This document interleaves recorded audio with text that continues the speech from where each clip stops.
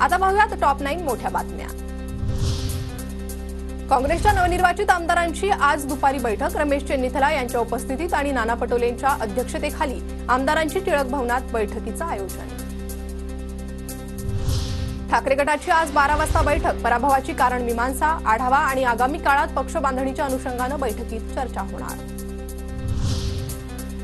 मतदान आणि मतमोजणीच्या आकड्यात तफावतीच्या कुठेच तक्रारी नाही, संपूर्ण निवडणूक प्रक्रिया अत्यंत पारदर्शक पद्धतीने राबवली आहे, राज्याचे अतिरिक्त मुख्य निवडणूक अधिकारी डॉक्टर किरण कुलकर्णींची माहिती।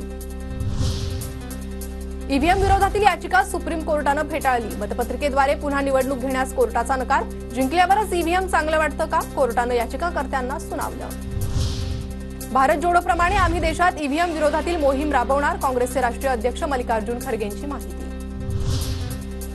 ईव्हीएम संदर्भात आंदोलन उभारण्यावर ठाकरे गटाच्या बैठकीत चर्चा, महाविकास आघाडी ईव्हीएम विरोधात आंदोलन उभारणार, उद्धव ठाकरे महाविकास आघाडीच्या नेत्यांशी चर्चा करून भूमिका घेणार, सूत्रांची माहिती।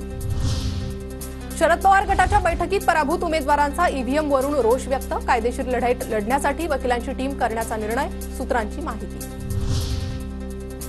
उद्धव ठाकरेंची अवस्था शोले चित्रपटातील असराणीसारखी, ठाकरेंचे 20 पैकी 18 आमदार पळून जातील, चंद्रशेखर बावनकुळेंची उद्धव ठाकरेंवर बोचरी टीका।